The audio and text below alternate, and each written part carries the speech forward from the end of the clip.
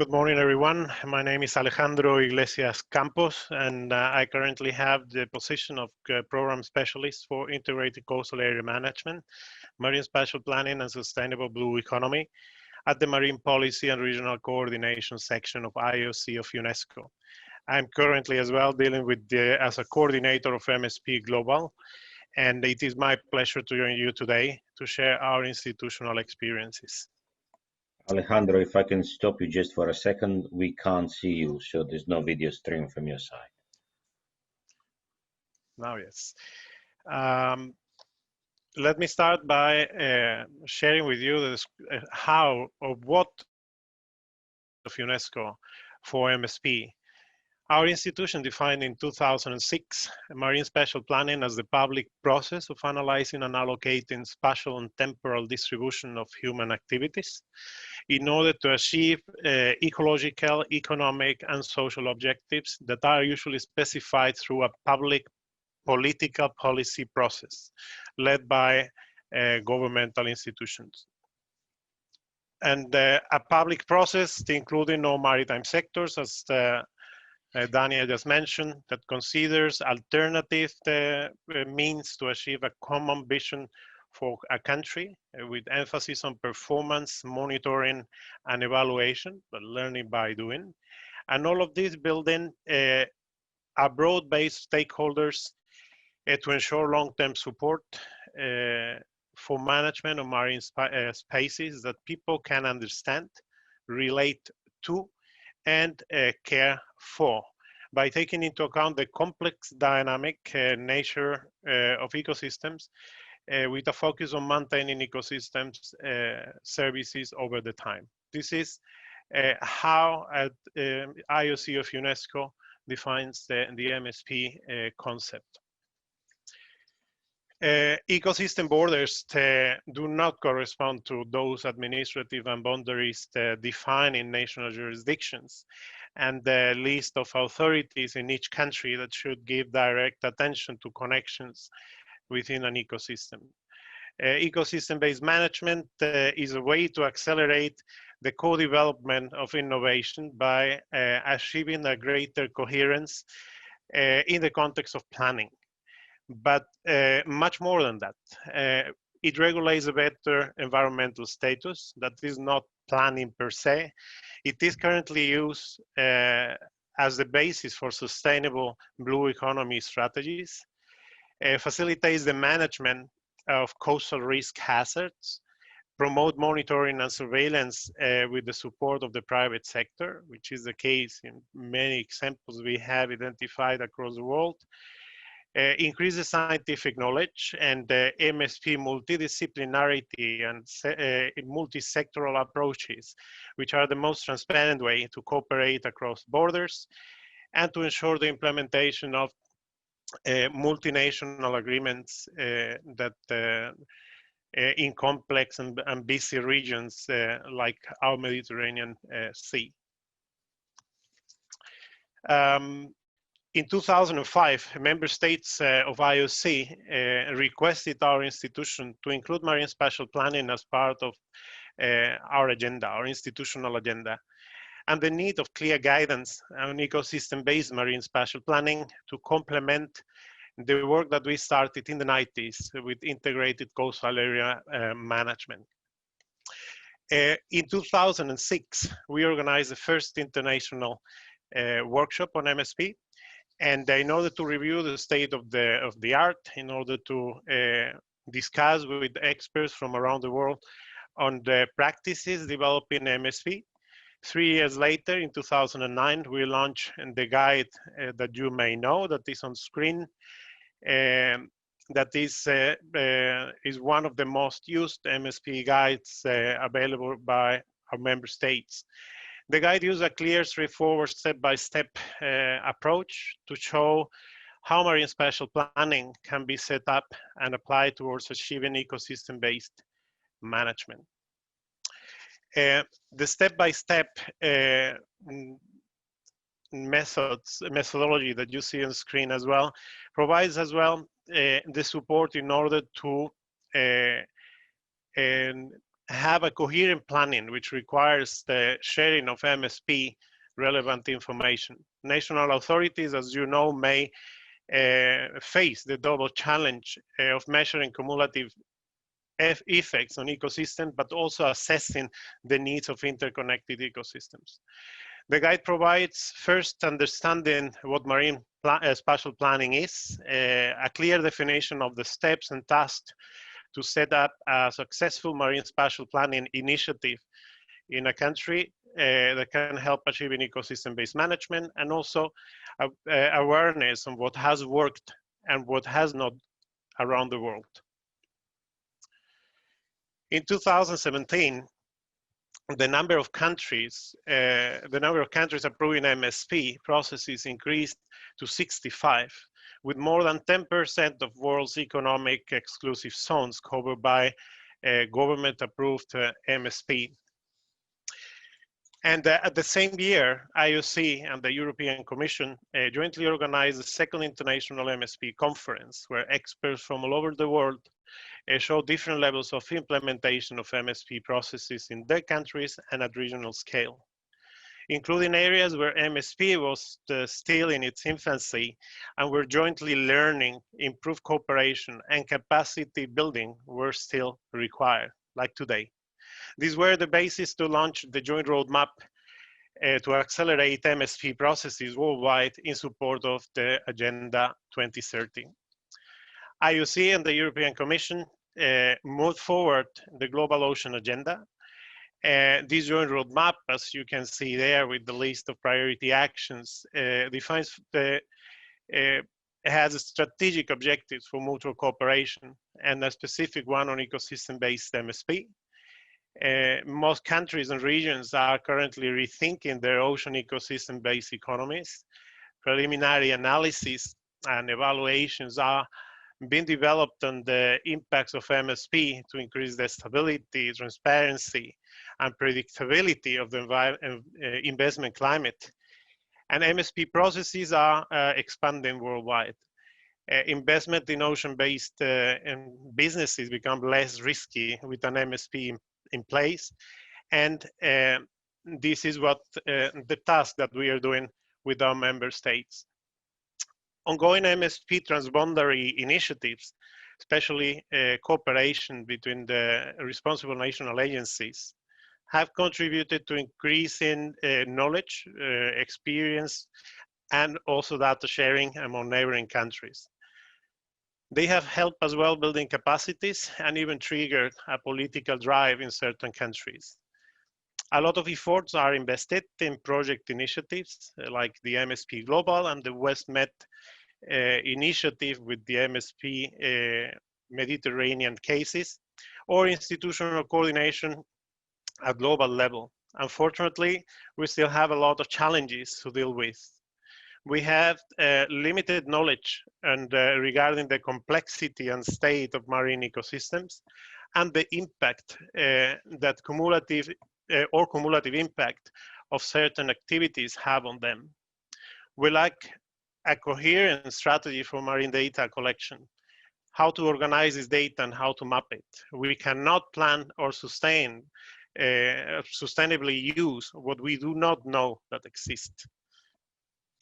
In 2020, from IOC-UNESCO, we continue supporting our member states, increasing their capacities to implement MSP in their respective jurisdictions. A recent survey showed an increase of countries implementing MSP initiatives, many of them in early stages, but all efforts are welcome if we manage to cover by 2030 the 30% of our EEZ with government-approved MSP plans. Marine spatial planning, I think I will repeat what Dania mentioned, but I think it's important to insist, reduce conflict among the different uses that are and uses demands that are from traditional sectors, emerging sectors, and sectors that will be and will show up in the future. Reduce these conflicts, encourage investment because it provides certainty, increase the coordination, at institutional level, at sectorial level, increase cross-border cooperation. And we are not saying here that we need to have an MSP plan between 2, 3 or more countries, which is the case of the Mediterranean. That will not happen. But at least to provide coherence amongst the different plans that are in many cases overlapping in regions like, which is the case of the Mediterranean. But it also helps to protect the environment and to decide on specific measures that can have a better result for the marine ecosystems. And by resolving conflicts and regulating these marine activities, MSP can definitely make a significant contribution to achieving a healthy and sustainable marine ecosystem in connection with blue economies, blue economy initiatives. More information about our work is available in our institutional website, IOC-UNESCO.org, as well as in our social media. And there you have as well the links for the MSP Global Initiative and the Ocean Decade coordinated by my institution. I thank you very much for your attention. Thanks, Alejandro. Now, a little bit of housekeeping. We were planning to play 2 videos plus a video for the break. So we are going to take now the other part of this lecture, which is going to be done by Andrea. And after we will play both videos that we couldn't play earlier, and then you will have a 10 minutes break anyway with the coffee break video. So this is the plan, and I'm now happy to give the floor to Andrea. And Draško, I'm having a problem with my computer. Can you please switch off my microphone and video? Thank you, Caterina. Thank you, Draško. Hope you can hear me well, and hope you can see my screen. Sorry, I'm trying to. Can you confirm, Caterina, please? Yes, we see you well. And actually, just for the participants, we are going to take your questions for both speakers, Alejandro and Andrea, after Andrea's presentation. I can see there are already 2. So hold on, we will answer those questions. Andrea, the floor is yours. Thank you very much again, Caterina. Good morning again, everyone. And let me start saying that I'm actually really proud and very excited as BlueMed team, as myself and as BlueMed team on this initiative that was developed together with MBEPC and UNESCO IOC, and already said and introduced, and really look forward to have all trainees, trainers, and speakers in Venice next year, hopefully with much less COVID problems, of course. A brief introduction of me. Back from several years, back to research from several years in the sector. I am now, and since almost 10 years, acting as a research manager at the National Research Council, Institute of Marine Sciences, and I'm based in Venice. I mainly work on science to policy activities, projects, and initiatives on blue growth at national EU, and then I'm focused on the Mediterranean mainly. Part of the BlueMed project team, management team, and I'm involved, and I was also coordinating a number of research projects and pilot projects on dealing with specifically with MSP and its connection with ecosystem-based management and sustainable blue growth. I'm presently national focal point for UNESCO IOC DG Mare MSP Global Initiative, and I'm also co-coordinating a team that is providing scientific technical assistance to the Italian MSP competent authority in developing the Italian MSP plans, which you know are due as for all other EU member states by March 21. Alejandro gave a very concise but effective introduction on MSP.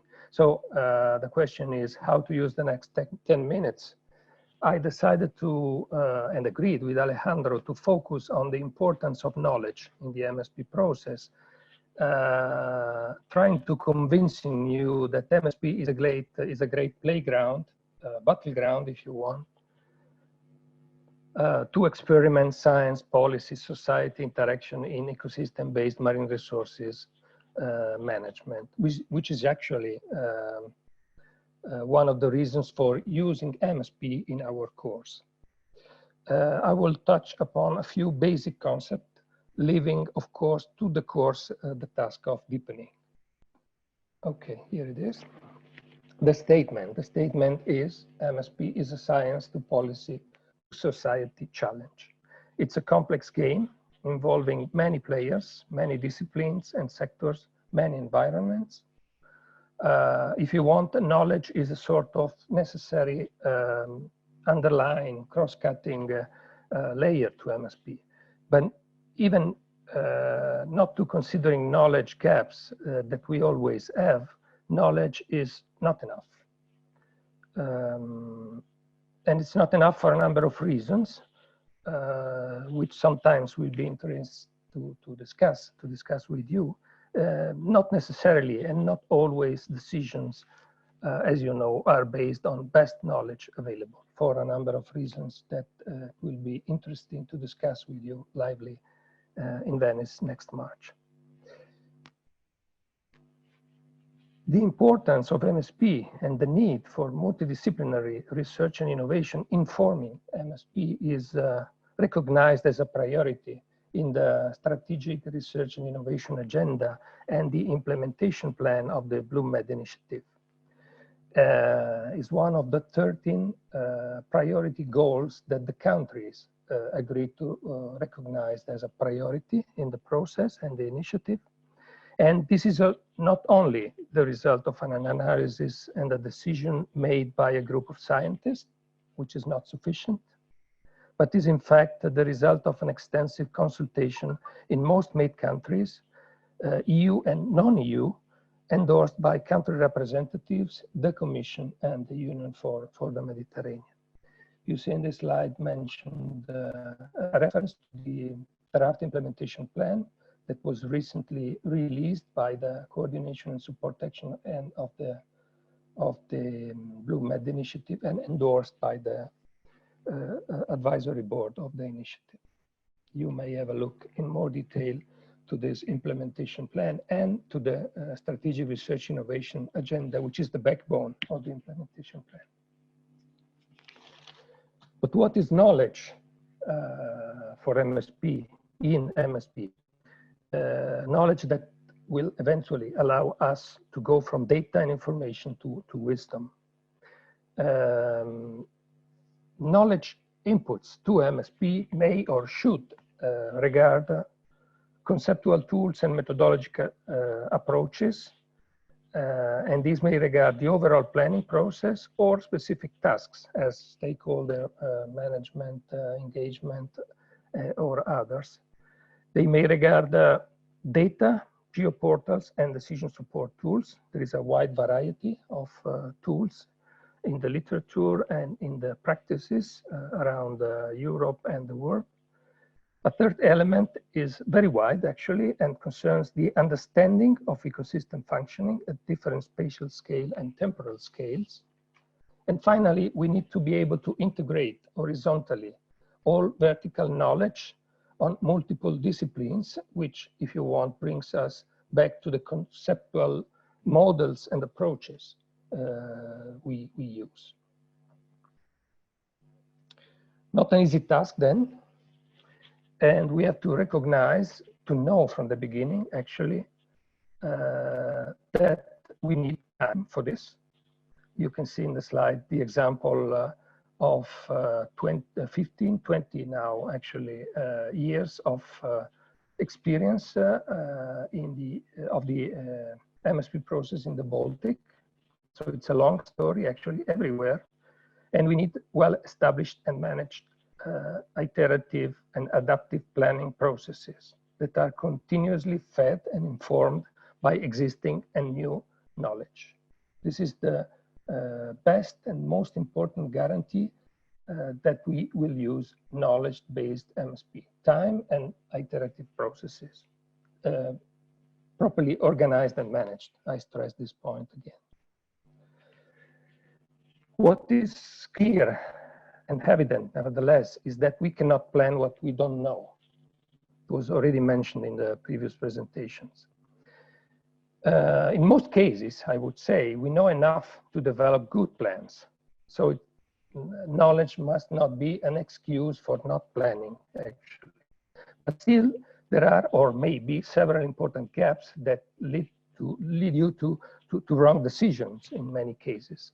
Here are just a couple of examples that regard the insufficient knowledge on seafloors, particularly in deep sea areas. Please consider, as far as the Mediterranean is concerned, that most of the basin is has a water depth of more than 200 meters, so is by definition deep sea. So it's very important, and it's a large, wide issue. And another example is on the distribution variability and effects of underwater noise, which is related to impulsive or continuous sources. I'm referring to oil and gas exploration. I'm referring to installation of wind farms. I'm referring to traffic mainly, if we speak about continuous sources, maritime traffic. And these are only two examples of main knowledge gaps that we have to fill for a good knowledge-based plan. Now, while there is, and it was very well explained in previous presentation, general connection with ecosystem-based management of marine resources, MSP may have a direct and specific connection with the marine protected areas. And the slide wants to stress these direct linkages. MSP can support the creation of new MPAs and can make them coherent with the overall MSP plan now and in its trajectory in time. Don't forget that MSP is future-oriented, is dynamic in principle. MSP can improve the functioning of MPAs and the effectiveness of MPA by planning coherently sea uses in surrounding areas, so not only in the MPA per se, and promoting, for example, connectivity and reducing impact of sea uses on MPAs per se. This has to do a lot with knowledge, site-specific, and on the interactions, positive and negative, between MPAs and sea uses, which is, by the way, the topic that was specifically addressed, targeted in the Pharos for MPAs project, the InterregMed Pharos for MPAs project that is mentioned here, and that is, by the way, part of the MBPC community. Again, already mentioned, all these knowledge elements must be conveyed toward in stakeholder engagement processes, which are an essential phase of this science to policy to society effort exercise. Okay, all this requires a specific knowledge. So it's not only a matter of conveying different types of knowledge, but to use a specific knowledge to design, manage, and carry out these stakeholder engagement exercises. We all recognize that this is needed to have more transparent and robust plans, that there are a number of approaches and techniques that may be used. And you see here in the slide, for example, a very nice manual on grouping, clustering, and presenting and discussing these techniques. And this should be done considering case-specific objectives and boundary conditions, the phase of the process you're in, and whether you are in a formal or in an informal consultation process. There are big differences between the two. So as I was mentioning at the beginning, this is my last slide, the beginning of this short presentation, we will use MSP as a test bed, as a laboratory, to see and discuss if and how knowledge-based marine conservation and marine sciences are streamlined into planning and management of marine spaces and marine resources.